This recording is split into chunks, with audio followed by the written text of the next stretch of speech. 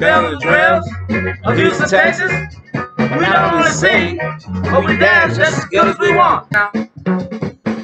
Oh yeah. Tighten up on that bass, tighten it up. Yeah. Oh yeah. Tighten up now. Do the tighten up. Everybody can do it now. So get to it.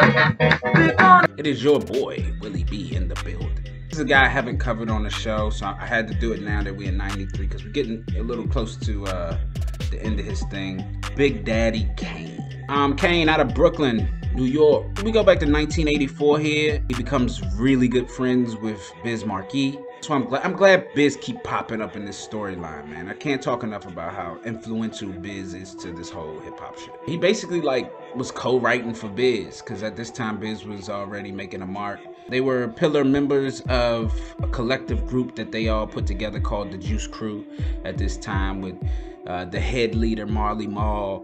The ties were deep. Kane ended up signing to CHILLIN Records.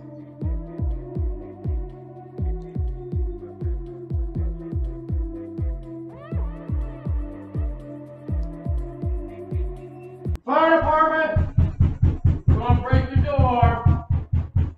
Bunch of fuck shit going on around here. And then he put out a single called Raw, which kind of blew him up on the underground scene. 1988, he releases his debut album under CHILLIN Records, which is called Long Live the Kane. Then 89 rolls around, he drops his second studio album. It's a Big Daddy thing. Had Teddy Riley producing on that one. 91, he won a Grammy for Best Rap Performance Duo. He just spread himself around, you know, hops on a Patti LaBelle album. He's on the Juice soundtrack. 1990 comes around and he releases Taste of Chocolate. 91, you get Prince of Darkness album. Leads us right to the album we're covering tonight. Comes out in 1993. It's his 5th studio album called Looks Like a Job for Blank.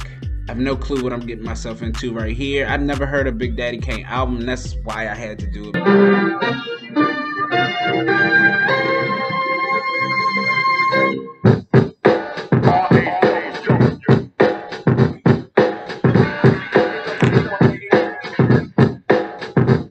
It's one of them, you know, factory boom bap beats. This definitely was his Track Masters or some shit.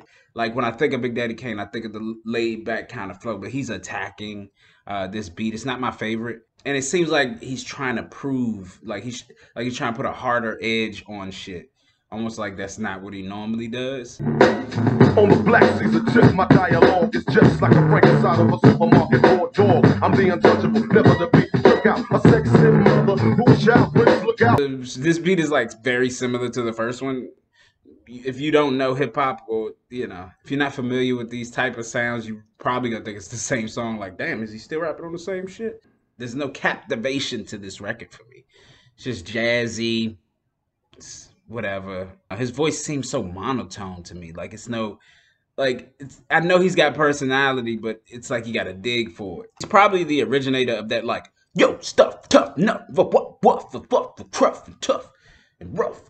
Like emphasizing that in every rhyme, you know, could get a little annoying. That's how that flow kind of phased out. Like a fight, give me the mic, I'm hyped. Damn, kid, this is off for life. Cause people be telling me, brother, be jumping, trying to get fame for my name, but they just and they what? It's one of them super old school, like 80s, you know, early 80s type of break beats. It's dated for me.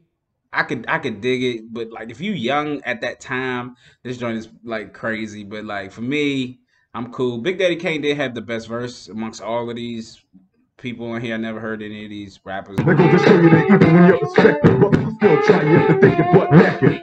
So I went uptown to get the lowdown. This who made the whole thing go down. We're in the streets, had some kids from the rough with automatics, came to start static. It don't sound good. It's super muddy.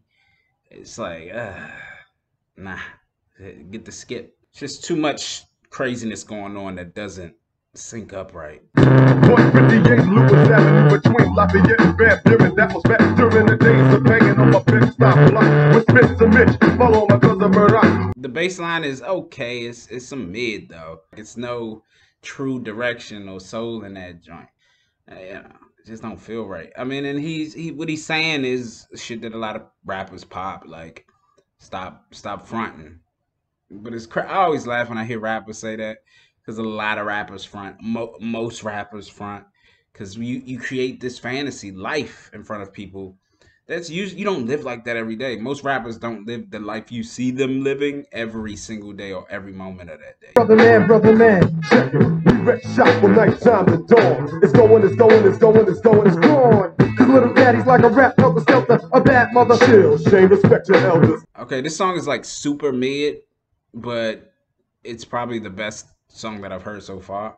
I like the back and forth between him and this little Shane guy. Little Daddy Shane, excuse me. It sounds okay, but it's not nothing that doesn't move the needle. Doesn't move the needle, Kane. Knock, yes, shoot, yes, oh. The bigger the beat, the bigger the I, the jigger the G is coming through. Yes, I'm the one with clout they're all talking about.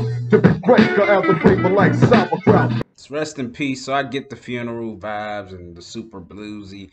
But yeah, blues, I'm not the biggest on blues. I can appreciate the top tier of blues, but it's not my go-to genre. It's down low at the bottom. And so, I mean, but if you love blues, you probably absolutely love this. But for me, it's like, why go blues now? All my life I look for you. And today my dreams come true. You need me and I need you. Nothing else is very special. Because, you know, LL Cool J and Jennifer Lopez did a version of this, which is actually my jam. It was called All My Love. I like that version better just because of the beat. The beat is a little better, but this beat is still dope. I still fuck with like this version of it. This is probably the best song on this album for. I guess this is his lane, the girl records. Surprise, guess who's on the rise? In competition, I'm taking and breaking them down the size. I operate around the clock like the city bus. Never take five, show it the rest of us. I'm cool, man. I don't know what it is about their particular boom bap beats that I don't like. Like I say, it's versions of boom bap, and this ain't quite getting it. It's a tunnel vision of like, I don't know what any of these records is even about. It's no concept. It's no themes. Every feature he got on here is like, everybody sounds like a bad version of Big Daddy Kane. Things been said, many rumors been spread. Many new jacks got it in their head that they can raise up on this and put the Kane in fright. Yeah, right. The grungy bass beat, I like it when you can do that super tastefully, but this is just kind of just rap on this.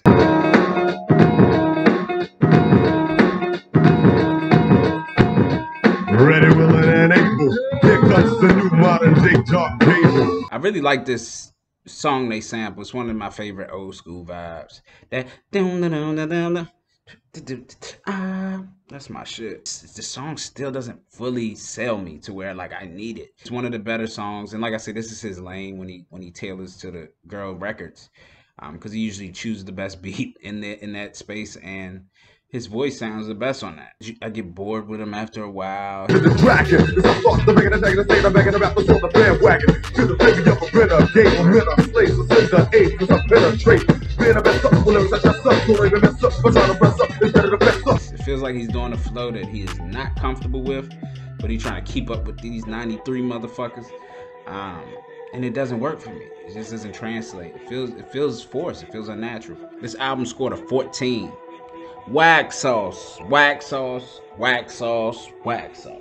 And I can't, this is unacceptable, man. He's such a renowned, world-renowned hip-hop artist, man. For this to be the 5th album and it be this whack sauce is disappointing to me. Even his strong suit on this album didn't deliver, which is the girl records. That's my take on it. It's just my opinion, people. Shout out to you, Big Daddy Kane. Shout out to the whole crew. Go get you some gear. Dave Boss be doing it. And then get over to blessedthings.com and check out what's happening over there. And look, man, that's it for your boy, man. I'ma holla at y'all. Don't let nobody take your spirits down, because, why would you give somebody the keys to that? Aha.